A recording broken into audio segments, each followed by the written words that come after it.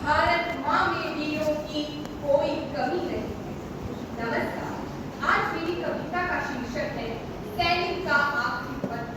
कारगिल युद्ध में सैनिक मरणासन अवस्था में पड़ा है और अपने परिवार के प्रत्येक जन को याद करते हुए उनको अपने अंतिम खत में क्या संदेश दे रहा है, यही है मेरी इस कविता।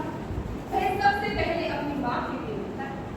माँ, तुम्हारा लाडला रण में अभी घायल हुआ है, पर देख उसकी वीरता को शत्रु भी कायल हुआ है। रक्त की होली रचा मैं प्रलयकारी दिख रहा हूँ। माँ, उसी शोणित से तुमको पत्र अंतिम लिख रहा हूँ। युद्ध था भीषण मगर न इंच भी पीछे हटा हूँ। माँ, तुम्हारी भी शपथ में आज इंचों में कटा हूँ। एक गोली पक्ष पर कुछ देर पहले ही लगी है। माँ, कसम दी थी जो तुमने आज मैंने छा रहा है सामने लो आँख के आगे अंधेरा, पर उसी में दिख रहा है माँ मुझे नूतन सवेरा।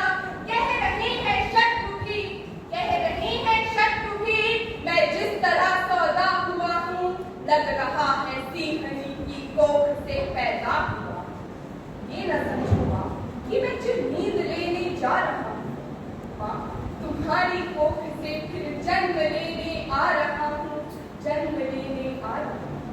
और पिता को याद करके भी नहीं होता है, मैं तुम्हें बचपन में पहले ही बहुत दुख दे चुका हूँ और कंधों पर खड़ा हूँ आसमां सर ले चुका हूँ।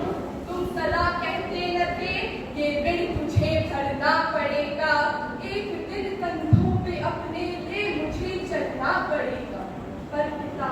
पर पिता मैं भार अपना तनिक हल्का कर न पाया, ये ऋण तुम्हारा अपने कंधों में आजीवन भर न पाया।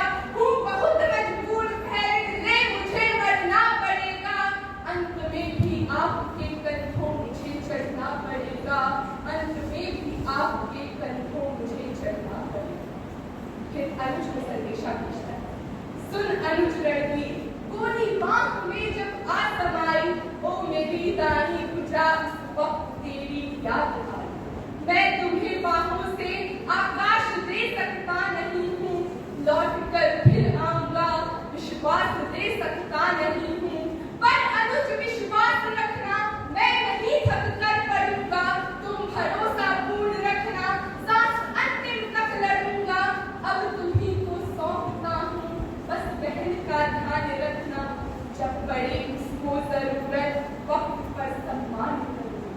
तुम उसे कहना कि रक्षा पर्व जब भी आएगा, भाई अंबर में नजर आशीष देता आएगा, भाई अंबर में नजर आशीष देता आएगा।